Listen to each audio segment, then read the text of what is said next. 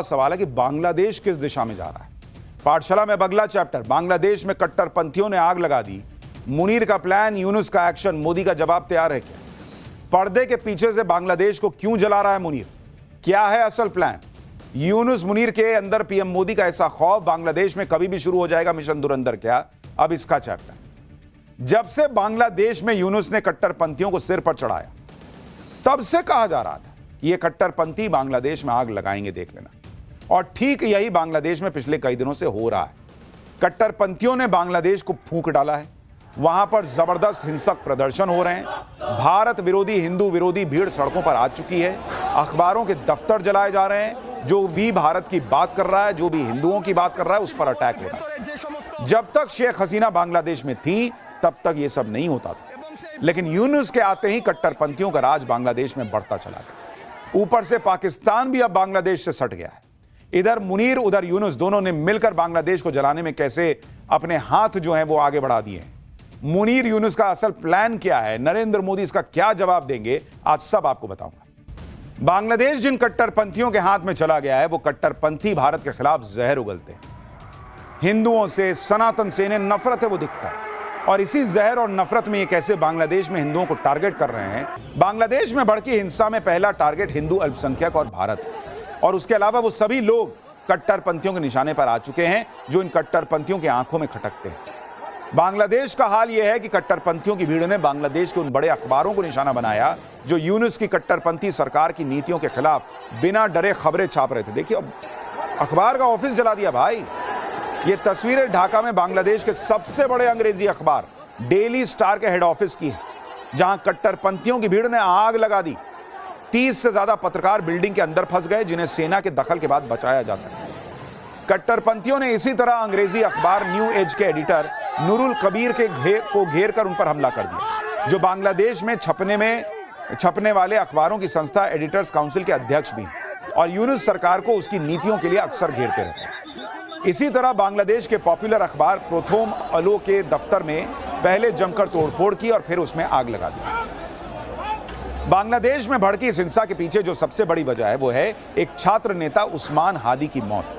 उसके बारे में भी आपको बताता हूं। 32 साल का शरीफ उस्मान बिन हादी बांग्लादेश के कट्टरपंथी संगठन इकबाल इनकलाब मंच का प्रवक्ता था। वो पिछले साल जुलाई में शेख हसीना सरकार के खिलाफ हुए प्रदर्शनों में कट्टरपंथियों का बड़ा चेहरा बनकर उभरा था। इन प्रदर्शनों की वजह से शेख हसीना सरकार का तख्ता पलट हुआ और शेख हसीना को देश छोड़ना पड़ा।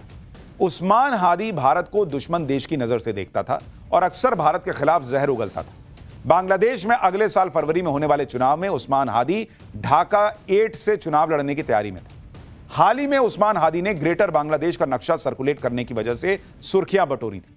इस नक्शे में भारत के कुछ इलाकों को बांग्लादेश में दिखाया गया था, लेकिन 12 दिसंबर को उस्मान हादी को ढाका में बाइक पर आए हमलावरों ने गोली मार दी। हमले के वक्त उस्मान हादी ई रिक्शा में बैठकर कहीं जा रहा था। हमले के बाद हादी को ढाका मेडिकल कॉलेज ले जाया गया।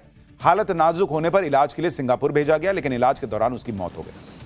अब यह भी देखिए कि जिस हादी की मौत के बहाने बांग्लादेश को हिंसा की आग में झोंक दिया गया है, उसमें भी भारत के खिलाफ माहौल बनाने के लिए कहा जा रहा है कि उस्मान हादी की हत्या का मुख्य आरोपी भारत भाग गया है। बांग्लादेश में जिस तरह से भारत विरोधी, हिंदू विरोधी हिंसा हो रही है, उसके पीछे मुनीर और पाकिस्तान का दिमाग होने का आरोप लग रहा है, क्योंकि इस बार बांग्लादेश में भड़का हिंसा का पैटर्न पिछले साल जुलाई में भड़की हिंसा से भी ज्यादा सोचा समझा और खतरनाक लग रहा है।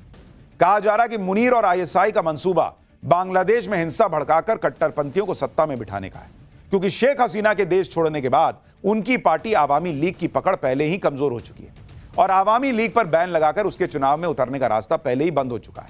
इस सब के बीच शेख हसीना के बाद बांग्लादेश की दूसरी बड़ी नेता मानी जाने वाली खालिदा जिया की हालत भी नाजुक बनी हुई है, जिसकी वजह से उनकी पार्टी बांग्लादेश नेशनलिस्ट पार्टी भी कमजोर दिख रही है।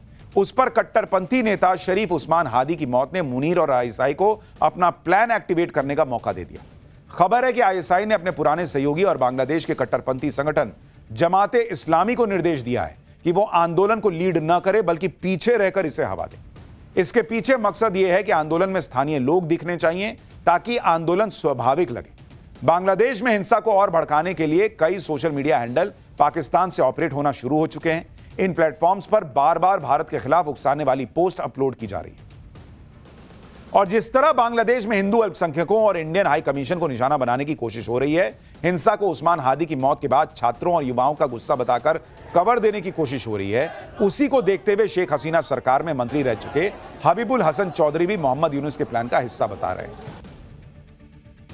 शेख हसीना सरकार में मंत्री रह चुके मोहिबुल हसन हिंसा को पहले से तय प्लान इसलिए बता रहे हैं क्योंकि हिंदू अल्पसंख्यकों और यूनुस सरकार की पोल खोलने वाले मीडिया के बाद निशाने पर उनकी पार्टी आवामी लीग। कट्टरपंथियों की भीड़ ने चटगांव में मोहिबुल हसन के घर को भी आग लगा दी। इसी तरह शेख हसीना सरकार में मंत्री रहे हिंदू नेता बीर बहादुर के घर को भी फूंक दिया गया। ढाका में शेख हसीना के पिता और बांग्लादेश के जनक माने जाने वाले शेख मुजीबुर रहमान के घर पर भी कट्टरपंथियों ने तोड़फोड़ और आगजनी की। पिछले साल हुई हिंसा में भी इस घर में तोड़फोड़ हुई थी और इस बार घर के बचे हुए हिस्से को भी तोड़ दिया। तो सवाल यह है कि एक सेकंड के लिए आरोप लगा रहे हो कि भारत ने किया, तो मुजीबुर रहमान और शेख हसीना की पार्टी के लोगों और उनके घरों को क्यों जला रहे हो? सीधा सीधा एजेंडा पाकिस्तान का यह है कि वहां कट्टरपंथियों की जमात बनी रहनी चाहिए। ऐसा ना हो कि इलेक्शन हो और चीजें बदल जाए। बांग्लादेश को भड़काकर भारत के खिलाफ करना यह पाकिस्तान का पुराना प्लान रहा। अब जब यूनुस जैसे कट्टरपंथी बांग्लादेश में आए हुए हैं तो फिर पाकिस्तान के लिए पुराना प्लान एक्टिव करने का अच्छा मौका है। इसलिए आप देखिए कि बांग्लादेश का हाल यह है कि वहां पर सिर्फ अंदर ही प्रदर्शन नहीं हो रहे, भारत के बॉर्डर तक प्रदर्शन हो रहे हैं। बॉर्डर तक मार्च निकाले जा रहे हैं। ये तस्वीरें बांग्लादेश के बेनापोल में भारत के बॉर्डर के पास की हैं, जहां प्रदर्शनकारियों ने मार्च निकाला और इसे लॉन्ग मार्च टू बॉर्डर नाम दिया। इस मार्च में भारत विरोधी नारेबाजी भी हुई। लेकिन बांग्लादेश में जो भी माहौल बनाया जाए, यूनुस और मुनीर जो भी प्लान बना लें, यह बात सबको पता है कि नरेंद्र मोदी अपनी तैयारी किए बैठे, और अगर कुछ भी ऊपर नीचे हुआ तो फिर मुनीर और यूनुस दोनों के लिए अच्छा नहीं होगा। इसलिए आप देखिए कि बांग्लादेश में भारत विरोधी हिंसा पर वहां की अंतरिम सरकार के चीफ एडवाइजर ने तुरंत माफी मांग ली। अंतरिम सरकार के चीफ एडवाइजर ने कहा कि ढाका में कट्टरपंथी भीड़ ने जिस तरह पूरी रात उत्पात मचाया और अखबारों के ऑफिस और कल्चरल सेंटर जलाए, वो शर्मनाक है। आगे मोहम्मद यूनुस के एडवाइजर ने लिखा, काश वो धरती को खोदकर शर्म के मारे खुद को उसमें दफन कर पाते। तो शर्म इतनी आ रही है कि दफन करने की सोच रहे हो तो मोहम्मद यूनुस से बोलो कुर्सी छोड़ दें जब उनसे नहीं संभल रहा है। लेकिन ये सब नाटक भी तो करना है कि भाई बहुत शर्मिंदा है, ताकि दुनिया में ये मैसेज ना जाए कि यूनुस और मुनीर मिलकर करा रहे हैं। बांग्लादेश जानता है कि जिस पाकिस्तान के सहारे वो भारत के खिलाफ उछल रहा है, उस पाकिस्तान की अपनी कोई हैसियत नहीं, ना दुनिया में उसकी कोई इज्जत है। और मैं आपको यह साबित कर देता हूं, मैं अगला चैप्टर आपको दिखाता हूं कि पाकिस्तान की कोई हैसियत नहीं है। भारत को सम्मान, पीएम मोदी को अवार्ड, लेकिन पाकिस्तान को किसने गजब बेइज्जत कर दिया? किस मुस्लिम देश ने? मुस्लिम ब्रदरहुड भी काम ना आया। भिखारी पाकिस्तान को मुस्लिम देश ने ही कैसे औकात बता दी है, अब आपको दिखाता हूं। नरेंद्र मोदी दुनिया में भारत का जो डंका बजा रहे हैं वो दुनिया तो देख ही रही है। मुस्लिम देशों में नरेंद्र मोदी का ऐसा सम्मान हो रहा है जो सम्मान पाकिस्तान सपने में भी सोचे अगर तो हड़बड़ा के उठ जाए कि अरे इतना सम्मान हमको कोई कैसे दे सकता है। पाकिस्तान जिन मुस्लिम देशों के नाम पर उछलता है वो मुस्लिम देश खुद उसको कैसे गजब बेइज्जत कर रहे हैं, आज आपको देखना चाहिए। पाकिस्तान की ऐसी गजब बेइज्जती हो रही है बॉस कि मुनीर और शहबाज मुंह दिखाने लायक नहीं है। लेकिन भाई ये लोग भी कम बेशरम थोड़े हैं, फिर मुंह दिखाएंगे ही दिखाएंगे। मुनीर जिस मुस्लिम देश को सबसे करीबी बताते नहीं थकता, उसी देश ने पाकिस्तान को झटका दे दिया है। सऊदी अरब ने पाकिस्तान के हजारों भिखारियों को डिपोर्ट कर दिया उठा के, ले जाओ अपने यहां के भिखारियों को, यहां के भीख मांग रहे हैं। ऐसा इसलिए क्योंकि आतंकियों के एक्सपोर्टर पाकिस्तान में अब भिखारियों की फैक्ट्री खुल गई है और पाकिस्तान अपने भिखारी खाड़ी देशों में एक्सपोर्ट कर देता है। पाकिस्तान के भिखारियों ने सऊदी अरब, कतर, यूएई समेत खाड़ी के लगभग सभी देशों में कब्जा कर लिया, अपनी जगह ढूंढ ली है कि दे दे भाई कोई। लेकिन पाकिस्तान के भिखारी शेखों के देश में सिर्फ भीख नहीं मांग रहे, चोरी चकारी भी कर रहे हैं, लूटपाट भी कर रहे हैं। खाड़ी के देश तो पाकिस्तानी भिखारियों से इतना परेशान हो गए बॉस कि अब उन्होंने कहा कि ना यहां नहीं रख सकते, उठाओ लेके जाओ इनको।